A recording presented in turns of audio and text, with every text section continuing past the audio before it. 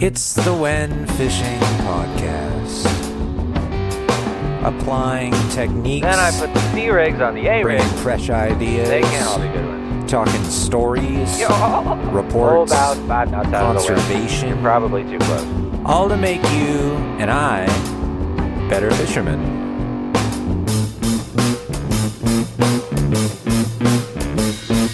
Hey, pals. How's it going?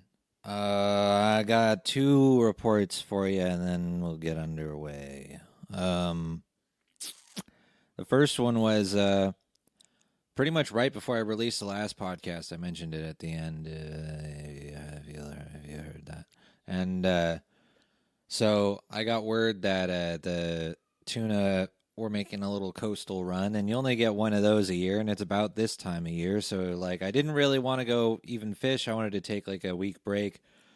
I'd kind of run myself crazy, absorbing and chasing threshers and not getting anywhere. So I was like, you know what? Fuck fishing. I hate fishing. I'm just gonna not do fishing for a few days and just chill. And then as soon as I think that, then the internet lights up and multiple sources are like, hey, there's coastal tuna. They're, within like 5 to 15 miles. Go get them. It's like, God damn it. You only get probably one of these shots. You probably get more than one shot a year, but I've for the past 3 years, I believe, maybe more, probably more. I've only been paying attention for three years or so. As long as I've had my boat, they show up once a year, and it's anywhere between like late June, early July, and then they cruise through. Some people catch them, and then they're gone back to sort of. I guess they would be the outer banks, generally like lateral to or behind Catalina and all that stuff, behind the islands and beyond. And so I went, checked it out. I went down to further down than I normally go, down to Dana Point, and I launched out of there during like pelagic season. I did so last year a number of times, but this was only the second time I launched out this year from there. I did a little deep dropping in the Dana Box Canyon for jack shit back in like February or something like that. And so this time I went out of there, followed the chloro break, ran into the fish dope said, which I don't know if I've ever read words from fish dope, but somebody copy pasted it for me, which was very nice of them. And it said, follow the birds. It's okay, thank you. The turns are the giveaway, as they always are, unless they aren't. So, my typical thing is that I want to find, I want to pick like some time around a high tide. I basically want to find the fish before high tide, and then it is just every single time that I have found fish, they're on the surface, like foaming or breezing. It's always within like an hour or almost right on top of the high tide or peak tide or slack tide or whatever the hell. I know for sure slack tide, but this time it was high tide. So it looked kind of for small boating, but then I looked, and for some reason Dana Point has a number of days where it's actually windier, like at noon or like late morning, than it is in the afternoon. And so it was one of those peculiar days. So I went out and launched at like noon, and just drove out west till the water got clean, and then I started driving northwest, presumably along the coastal contour. And then what do you know, I ran into some turns, and so they were kind of boxing an area, and so I ran up on them, and then like I wasn't seeing any tuna, but the way that they were acting, they weren't quite, they weren't in full frenzy. They were just like, but they were eyeing stuff for sure. They just kept looking at like like at spots for like a few minutes at a time, and then they'd fly like a few hundred yards, and they'd like really stare at another spot. And it wasn't like, sometimes they'll do that with like Santa Ana winds where like, there's just like enough whitecaps or like quick gusts of wind that like fuck up the and like ripple the water in a really tight pattern. At which point you'll see, in particular, you'll see like the Guggen birds that don't know how to fish. The pelicans and the seagulls. They'll dive on like the tight rippling because they think that it's bait fish, and they're wasting their energy. And so sometimes I wonder about that when I see birds dive and I don't see like them come up with anything. But I think it was a lot of microbait that day or on this weekend. So I kept following them instead of like doing. I guess I would do a high speed troll like right around what they were doing, and then I would like slow troll through. And I didn't have my fish finder, so I'm going by instinct here. And that I have some. I don't know. It won't turn on. I tried rewiring my bullshit, and that didn't do jack shit. So I don't know. We'll figure that out. Um, so then I'd slow troll through it with I don't know what the hell I was doing with the slow troll presentation, but yeah. So then they would fade off, and then I'd follow them, or they would disappear. Terns just kind of disappear into thin air. I don't know what it is about them. So then I just drive around looking for more, and then finally, like after like half a dozen of these spots, but they were all in pretty tight quarters within like a couple miles of each other. So that was like I didn't want to leave that area. I just wanted to keep slow trolling and really like being patient with that zone because I've uh in many of my unsuccessful attempts, I've found birds and then but they aren't showing me the like for real fish or marks or anything. So I'm like, this life is full of shit. Let's go somewhere else. And I go somewhere else and there ain't even no life. And then I go back to the other where there was life and I'm like, well, this is better than nothing, I suppose. And so yeah, I was trying to stay patient with the zone instead of like really trying not to I had this desire to go south and just leave all that shit and just find something else. And turns out that a lot of other people went south and didn't see jack shit. And so I stayed around here, and finally, I see like half a dozen birds working high and low, and I'm like, okay, this looks maybe it doesn't, and this looks a little bit more promising than the other spot. And why do you know I see like half a dozen tunas, just like not definitely not a full foamer, maybe a little bit of a breezer, but it was just a wolf pack like picking on some micro bait. And so I see them, I kind of troll a semicircle around them to see if I can catch them swimming past my stern, and then come back around, and they're still doing a light blitz on this micro bait, and I threw my iron right on top of them, and nothing happened. One more cast, and then all the birds disappeared, and and the fish disappeared. And then I kept looking, and yeah, that was right on top of the high tide. Like it was within 5 minutes of the Windy Apps forecast shout out, and so that just backs up my theory that I don't really want to bother looking around for foamers outside of that little 2 hour window, like hour and a half or 2 hours before high tide up to and maybe like 20-30 minutes past high tide. So I mean I still haven't got one on my own, so what the fuck do I know? But it's what I've seen. The 3 times I've pulled up on foamers in my own boats, all been within that very tight window. And every other time I've tried, it's just been no matter how good the conditions are. Otherwise, I'm not finding jack shit. So, yeah, that was just like a quick like 3 hour trip on the water, and I don't.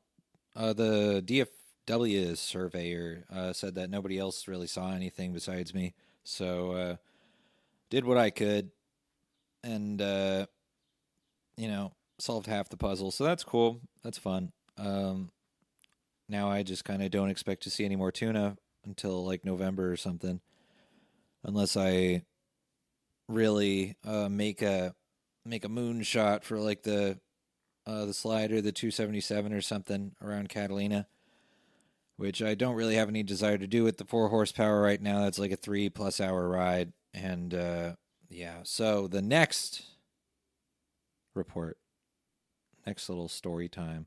Um, so I gathered, a lot of information in the past couple weeks. In particular, I've been gathering a lot of information on Threshers for the past like couple of years, but I really found like the tidbits that I wanted via Tackle Shop Talk, buddies, and YouTube. So I put all of it together. That was I really felt like this week I was going to be put over for my luck, and like so I had my time, I had my tide, I had my bait, I had my presentation, and my spot. None of those were questions. All of those I had answers for, very clear answers. So launched at 600, 2 frozen mackerel in hand, vacuum packed. Hoped it would be enough. Like I'd never even gotten bit by a thresher up to this point, so it's like, well, if I even get bit, then that's a success, right? So uh but I still hope to catch a couple fresh ones on the way out. There'd been a lot of puddling bait lately on the way over there, and plenty of people saying, "Yeah, there's mackerel around here." So I see the puddling bait as I'm heading out, and drop my sabiki through them. Uh, don't get anything all the way there, but you know, only takes one. So I set up. I got there. I got to my spot. Set up my drift. Put the bait about 50 yards behind the boat, and then like 2 minutes in, uh, clicker rips, just like short rips, and it plays with it for like 20 seconds, then it drops it. I'm like, wow, okay, that was like, talk about change in luck, like I've been just driving and driving and driving and driving, looking around for these things. It's like, no, just go to this spot, and then pull it up, and one out of my 2 baits is shredded. So I put out the second bait, and then 5 minutes go by, and an even harder run on the clicker goes. And I turn around and look, and there's like an 8 to 10 foot thresher that's just like ripping, making lateral movements, like going back and forth. I engage the reel, and then it's like going back and forth on me, but I'm hooked. Like 30 seconds go by, and then just like hook pops. And I'm like, what the fuck was that? Like, I haven't had a hook pop on me in like years. I feel like I'm dialed on that side. And I had a like 60-pound leader and 150-pound, or sorry, 60-pound braid, 150-pound leader. I even started just recently doing the risotto finish on my FG knot so that it'd be a little bit cleaner. And I bring it up, and my hook is clean, like the clean cut. There's like really mild abrasion up the 150-pound leader, but there's no like. So I tied direct to the hook. I didn't crimp. I did a 2-turn SD jam, and I've been kind of wondering if 150-pound leader is too much to tie. Just tie an SD jam to. Like, I can physically do it, but will it like undo itself? I don't know. Like, I left like an inch tag or so, so that it would stay jammed. I put, like 10 pounds of force on the hook when tightening it down, and I didn't put 10 pounds of force during that 30 seconds in the fight, but it was cut clean. So I don't know what the hell happened. But so that's infuriating. And then on top of that, both my baits are gone, and I'm not sure if I can find bait. So I'm like livid. because I finally like got 2 bites. It looks like I might as well be in a wide open bite, and I'm not prepared. Like how fucked up is that? I think I'm like obsessed. Like, what do I know?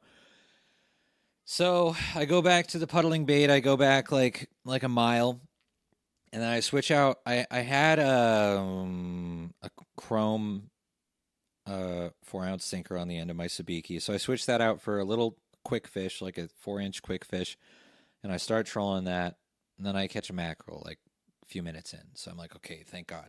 So I spike it, and then I spend another 5 minutes trolling around, see if I can get a second one, because two wasn't good the first time, but I couldn't find anything else. So I'm like, all right, I got one. So I turn around and I go back over, set up 150 feet behind the boat.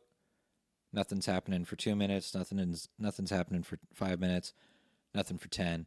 Reel it up, check it. Nothing sour has happened. Put it back out. Maybe 5-10 minutes go by, and just and I'm like, okay, there we go. I'm like, not so so casual at this point that like I hear it and I'm like, yep, engage that reel, and I engage it, and then I'm on. And like I might have been casual in that first 5-10 seconds, and the adrenaline kicks in hard. And we're just real tight. I'm like, this is it. Like I'm not fucking this one up. And then it starts running at me. It doesn't do anything on the surface until it runs under the boat, and then thrashes on the surface off my stern, and then I'm just kind of limp dicking it almost, where I'm it kept going flying under the boat, and really putting a hard bend in the 40-50 pound rod, 40 to 50 pound class rod. So but I could tell it was getting tired pretty quick, and then after maybe a little more than 5 minutes, I touched the leader.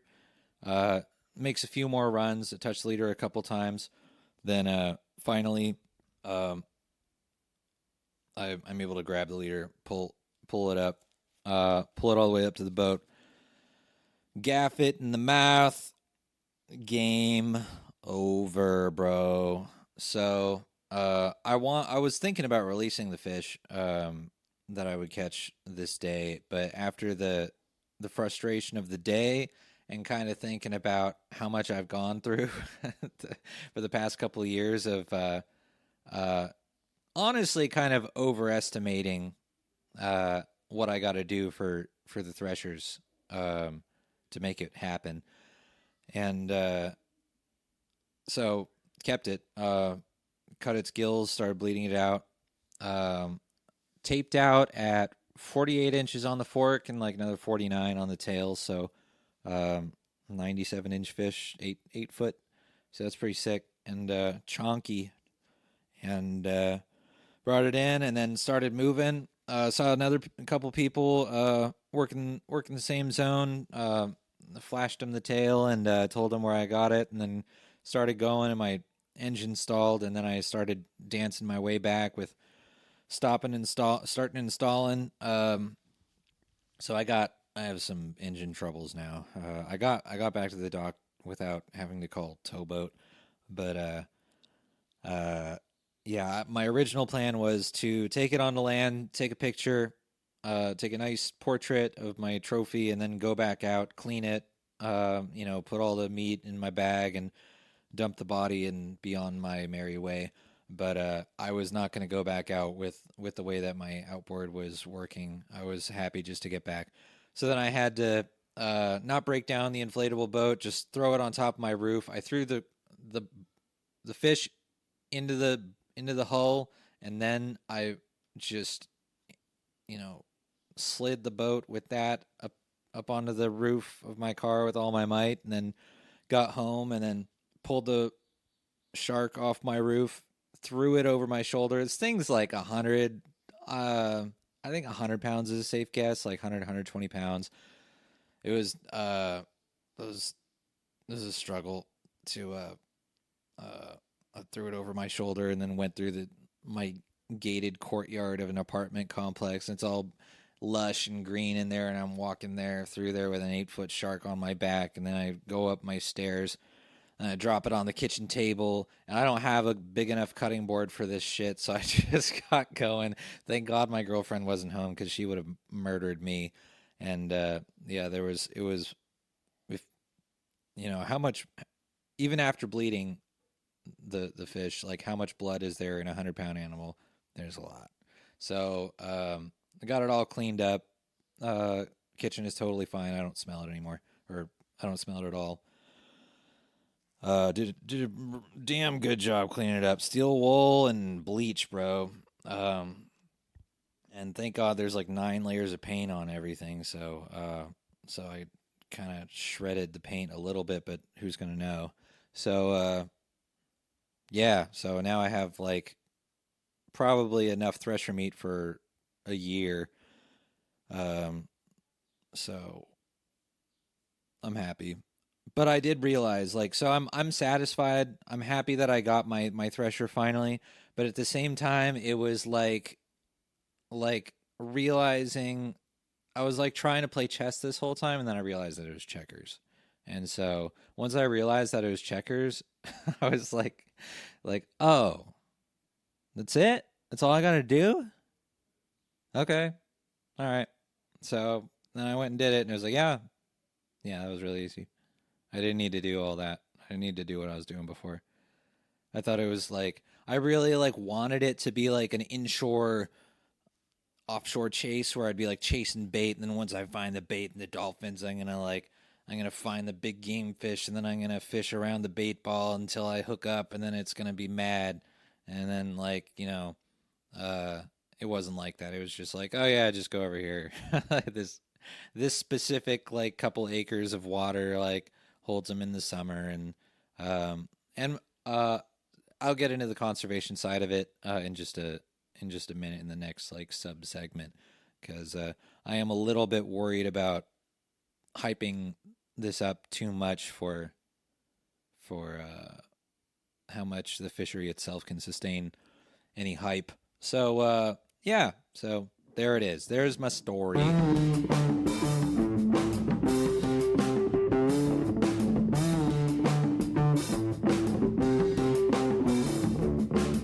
So I want to go through just a little bit on like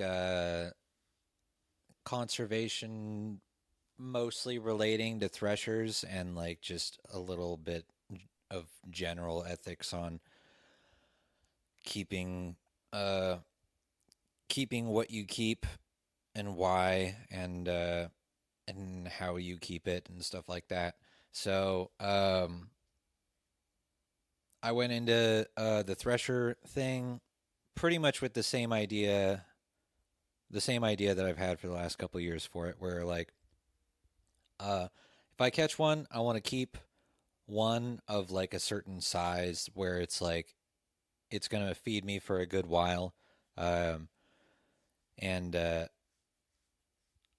I've heard a couple people say, and I think this is about what I like to or and want to do is just keep one a year of threshers and or makos, I suppose. And of course blues. Gotta love that piss meat, bro. But the so what I harvested, I never got a weight on it, but it was I'm gonna guess I'll call it 100 pounds. And what I butchered off of it, what I cleaned off of it was a lot. I think that was legitimate. I'll legitimately have like for me and my lady, that's a year's worth of thresher meat. Um, so that's like a 4 foot fork tail at the fork length. So I'm happy with that. Like I don't now I really just I don't want to kill another shark for another 12 months at least.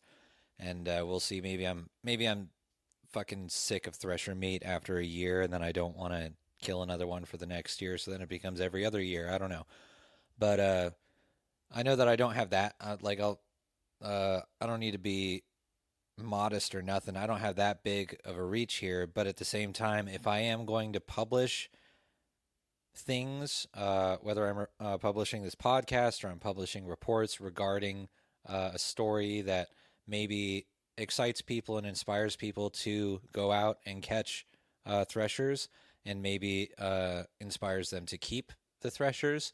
I just want to point out that, like, um, I personally like the idea of, like, the California legal limit is 2 per day with no size limit, which is like, uh that's kind of a lot. Like, if everybody went out and caught 2 a day, which is hard to do, but I probably could have done it if I stuck around that day. But keeping 2 per day is quite a lot of meat. I kind of think that, if anything, if they could find, I don't know if it would really need to. I mean, maybe they could do like a report card system for stuff like that, because I know that there's not. I've been on the NOAA, the NOAA website for the past like 5 minutes, and just to have a relatively accurate opinion here, or like have the facts in front of me. So NOAA says that the Pacific common thresher shark is not overfished and not subject to overfishing, and uh, there there are different codes for the Western Pacific and the Eastern Pacific, and like on the Western Pacific, they're limited to 164 vessels that are allowed to uh, fish for these, and permits and logbooks are required. And so on the Eastern Pacific, permits are needed for highly migratory species, including thresher sharks. And fishermen must maintain logbooks documenting their catch. And you can't be within 3 miles of the coast where the shark pups reside. And there's a 20% mandatory coverage of at-sea observers on commercial drift gill net vessels to monitor catch and bycatch and fishing effort. And yeah, so there's all that stuff. And then I've seen elsewhere that some will report that threshers are subject to overfishing, which I would believe, because if it was that easy to catch them, and I don't know how many there were out there that day, but like I've heard of 10 fish plus days in certain areas, certain fisheries, certain conditions. So I wonder if that's just the same fish over and over or what. But that's my point is that, like, don't just go out there and kill everything you catch. Like, just be realistic, and like don't fish for your neighbors. like I don't. I mean, I guess that's to each his own. But if you're gonna fish for your neighbors, like if you're gonna fish to fill your friends' freezers, do that with tuna or something. There's a fuckload of there's a huge biomass of tuna in Southern California, bluefin tuna. Go go kill those if you're gonna go kill a bunch of shit, just for the sake of killing. But I think the threshers are really cool and they taste really good. But like keep those. Be responsible with that shit. Don't keep two. Like, what the fuck? So, um, yeah. That's just my thing. Like, I almost don't, even though it's like, okay, like, I have a cool story. I caught a big fish. Blah blah blah. Like, do you want to share that? Don't you want to that I can benefit from that. Like, podcasts can get a little bigger from that, just because people pay attention with the big fish. They don't pay attention with those goddamn rockfish. I saw the stats. You don't give a shit about about chameleon rockfish, but you do give a shit about threshers. So, um, you know, so just, if you're gonna go out and do it, like, go ahead and do it. Like, it's fucking cool. Like, they jump, they're big fish, they fight hard, they and like, they're not that, they got little tiny teeth. You do have to be careful of the tail. Mine seemed to be like um tired. I wasn't worried about the tail by the time I got to it. I mean, yeah. So yeah, it's cool. Go do it. and don't kill a bunch of them. That's all I have to say. I hope I laid out some decent points for you too. Oh yeah, there was also I was just looking at the West Coast logs or like the database of how much Thresher is like caught and sold, and it's really a pretty negligible amount. At least that's like recorded out of a bunch of years. I think it said last year there was like a total of how much did it say? In 2021, commercial landings of thresher shark on the West Coast totaled 73,000 pounds and were valued at more than $57,000. So I don't know about. Um, I'm not super in tune with the commercial fishery prices, but 73,000 pounds at $57,000 is like. Isn't thresher sold? Like when I do see it sold, I could have swore it was like $20 a pound at least. Why is it going for like 80 cents a pound right there? I don't know. But yeah, they're at least in what was that? What was the other database I was looking at? Because it said that there was like 1,000 pounds caught, and then like nothing recorded for several years, and there's like 9,000 one year. So I'm not, I don't know, but it's really not that much. So I'm not really worried about the commercial landings. Um, I'm only slightly more worried about recreational landings, and yeah, that's it. That's it. Go be responsible.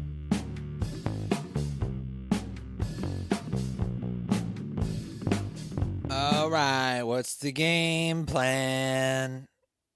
Well, at least in SoCal, conditions look very nice and consistent all week. Get out there, get fishing. It's water's warm, bass are biting, rockfish are out there.